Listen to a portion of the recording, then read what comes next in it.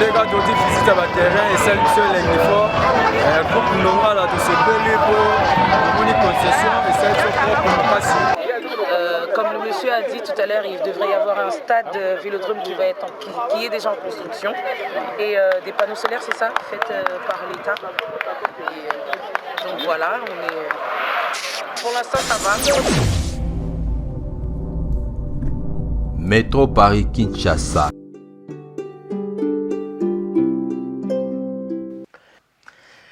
Bonjour, bonsoir, cela dépend l'heure à laquelle vous nous captez chez vous. Nous sommes la chaîne Métro Paris-Kinshasa. Métro Paris-Kinshasa et encore une fois aujourd'hui dans votre émission Kobo. Kobo veut dire congolais, Kobo veut dire afro, Kobo veut dire africain noir, Kobo veut dire africain tout court, Kobo veut dire motonasika. Kobo veut dire encore motomoindo.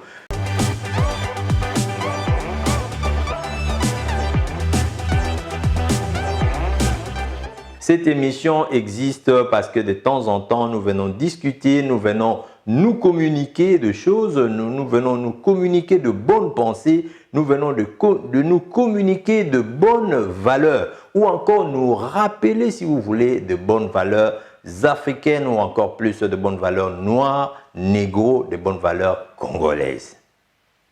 Maman na biso na kala kala bazalaka pomona ata ndambo ya nzoto na ye ezalaka pasi lipona nini bazali komizipa bazali kolata maputa kasi na mokili ya lelo mwasi nyonso na pantalon nde masolo tobetaka na kati na esika oyo masolo misusu tolobaka mpona komizongisa na kati ya bomoto ya moto moindo eyali ete kotalisa na moto to na ndeko nyonso mboka toyaki yali mboka mopaya kobosana te otala na sima kobosana te kotalaka na rétroviseur boyende papa wemba ayemba soko landi kizunguzungu okozonga na mboka te ya solo to kritika bango pe a son âme na ndenge te bamimela so makamba bilamba eke bandeko ebele basopana kuna bandeko ebele babungisi misolo na nzela ya makambo wana kasi na quelque part faut reconnaître que bazalaka déjà koaviser kotalisa ke mboka mondele mboka ya kizunguzungu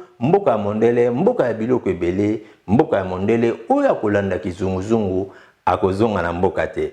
Est-ce que tanga kozonga mboka ekomi pembeni toyebi te kasi na tana bango bayembaka pe proclamation un jour ekozala proclamation pe proclamation ezala na Kinshasa pe proclamation ezala na Brazzaville mais biso lelo oyo bato na sika na émission Kobo toyei kobakisa susu quelque chose de plus koloba ete proclamation et commis na esprit à investissement, proclamation et commis na esprit à entrepreneuriat. Oyazi chance, toi du temps à s'abonner à la chaîne Nabiso to beta maso le kolo na tu expliquer bino.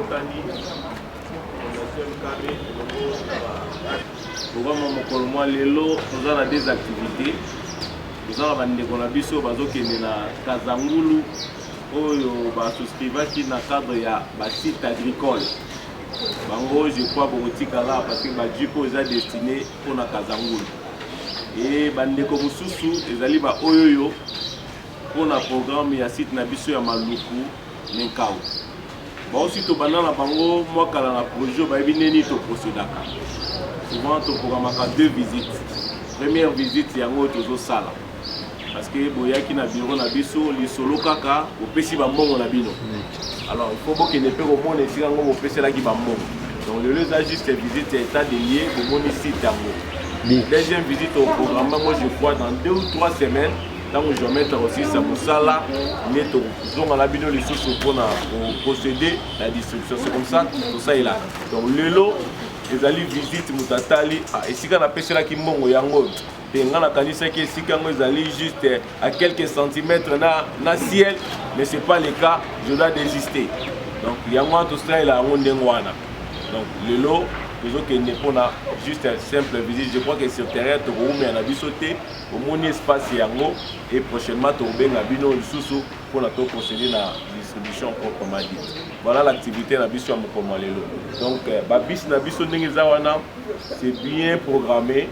Donc, si vous avez un terrain, vous avez droit à place. Donc, c'est comme ça que on doit me gagner. Une fois encore, merci.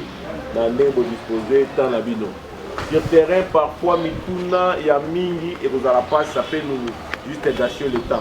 Donc s'il y aura des préoccupations, nous aurons la vision à partir à lundi, nous aurons déjà ouvert questions alliées à cause de l'éclaircissement ou le bureau. Donc voilà un peu nini to procédé. Donc pour ça on a vu sur la bise kuna to ba embarquement to la ngonga to zonga pe avant. Pe abosanate de temps en temps co-partager. Mais le lieu que le sous likambo to ko sa mikolo makamba ko tekaka ba terrain makamba ko kuzongisa mabele na maboko ya ba congolais na nzela ya fondation MKB. Biso Métro Paris Kinshasa groupe Ndongala toza pembeni nde ba na français en partenariat direct na fondation MKB pour na ensemble total dans quelle mesure te ko betangonga pour congolais to moindo akoka ko ebete Afrika des besoins de l'humanité akoka lisusu ko ebete Afrika de bandaka masolo peto communatango oya ko zongisela mama Afrika ba position na ye ba valeur na ye bozui na ye ou encore biso ba eto bimaka to kenda mikili misika e komitango ya ko lukate ndenge ni kotala pona ko bongisa bisika touta.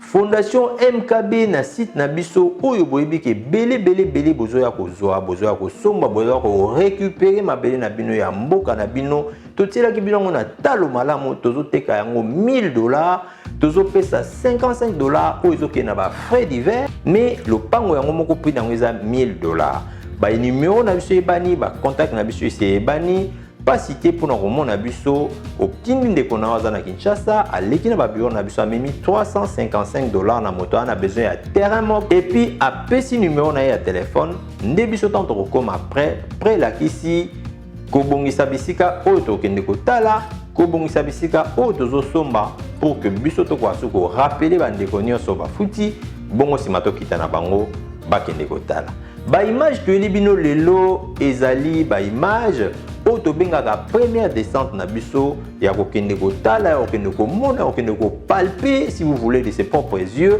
eloko oyo ngana futela kimbongo eloko oyo na mona na bilili ezali wapi eza na distance nini eza côté nini nde ya mwana lelo yo tozotiela bino ba image na makasi ya Fiston Ndongala oaza le capitaine de l'équipe ya groupe Ndongala équipe technique na biso mobimba bangonde bakita ikuna na Menkau bisika oyo kombo zoka na makasi mikolo nde maluku Menkau epai moto nyonso to a décidé mbaloyo azwa bisika na ye tozo benda matoi na ndeko moko aza mosika na mboka oyo ta mususu makoki ezalaki lisusu te oyo ta mususu abungisaki espoir non espoir faut ezala toujours tant que tu vis il y a encore de l'espérance il y a encore de l'espoir c'est que nzamba lingio c'est que nzamba za na onano tout est possible. Tosi to lobaki on avait mission na sur des kaki ba €300 et ça ba mbongo moko epe ko bima pe na bana boyeboke na parc boke na esika songolo bana bake ba sakani na ba jeu kili bo futi ba billet mbongo ngo pe esili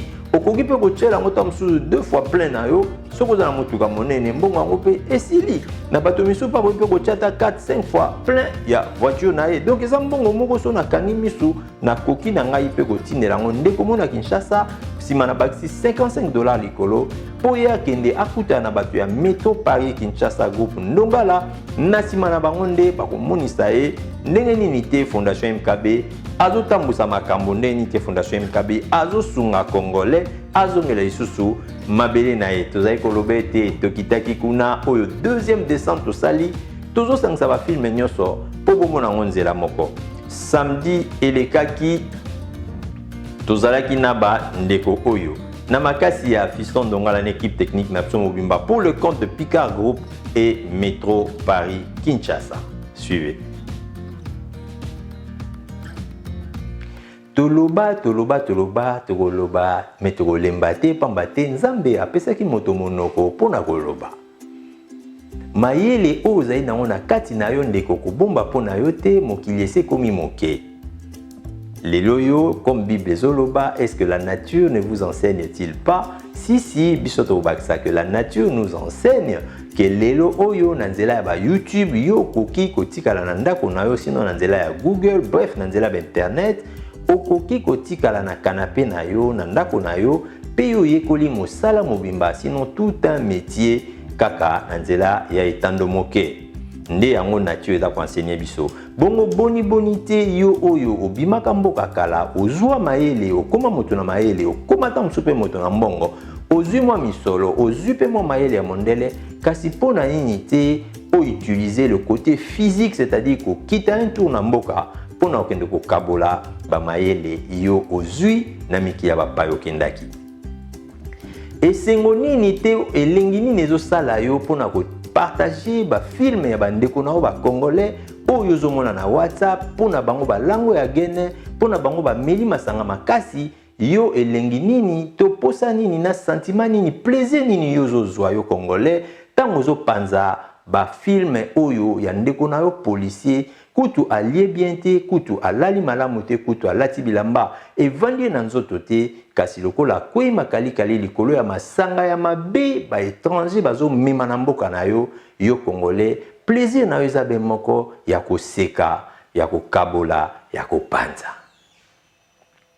tosepelaki na nzela ya émission na biso kubu koya kobenda mayele ya ndeko moko mpe kolamusa ye sino koréveiller conscience na ye kotalisa ye ke soki papa na yo alangwe bongo atikali bolumbu eza lipamboli te mpo na yo mwana na ye soki mama na yo akwei na kati na likambo ya pasi to na kati ya likambo ya kindumba to ya buzoba to akomi na mibale misatu wana nyonso eza lipamboli ata mokete. Bref, en français on dirait que ce n'est pas de l'honneur de voir ses parents tomber dans je sais pas moi n'importe quelle situation négative.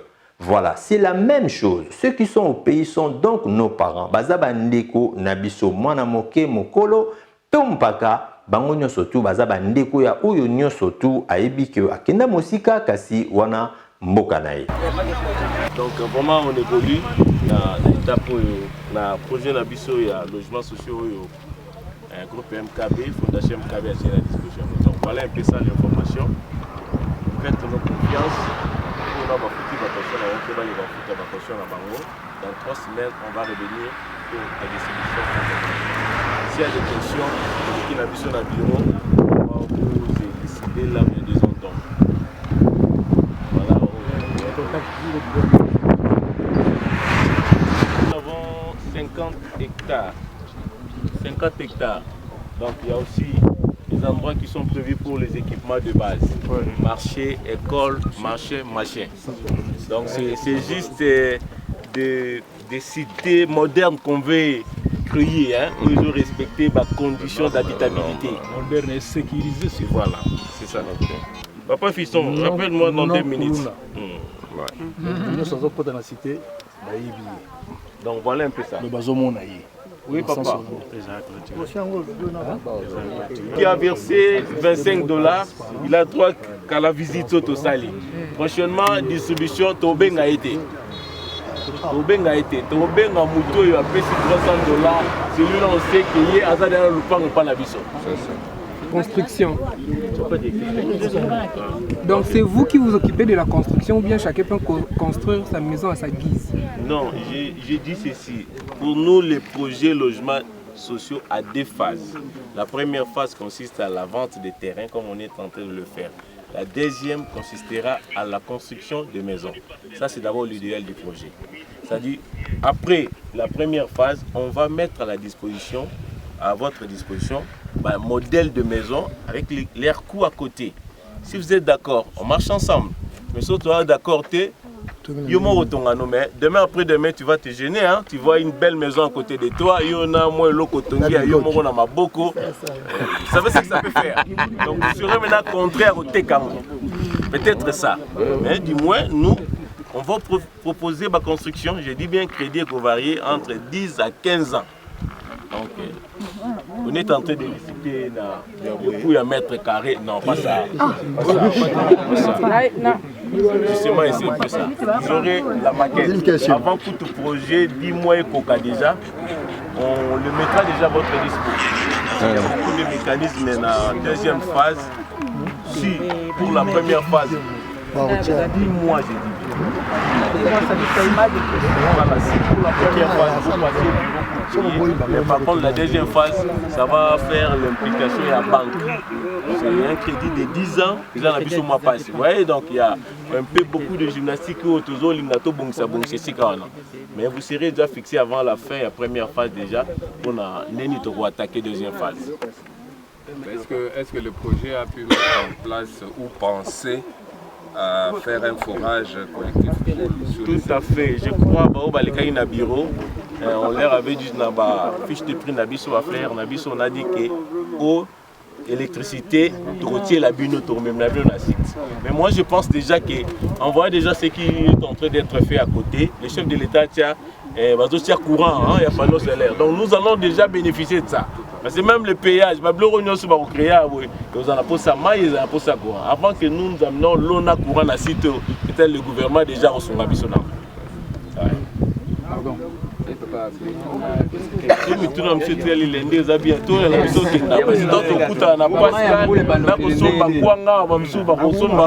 On risque de perdre l'État inutilement. Parce qu'on a dit que notre bureau est ouvert.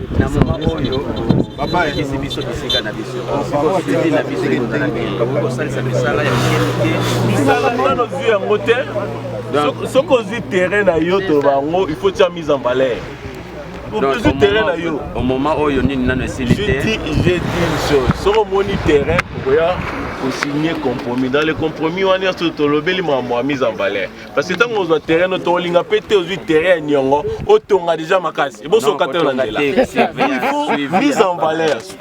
Papa déjà a terrain par la biso. Papa, tout ça là en est. Non, terrain déjà. Je crois au troisième site à terrain. Donc, on a foutaka, à déjà moi bikok naïe, donc c'est un peu ça, la mise en valeur. Parce que les crédits, ils ont en cours.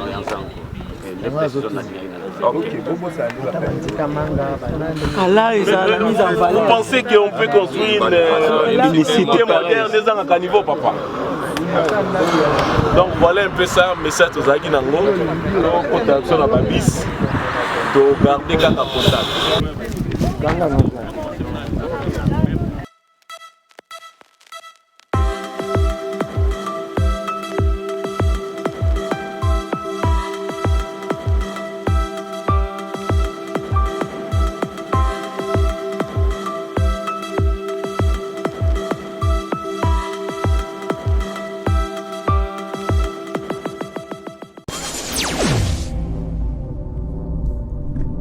Métro Paris Kinshasa.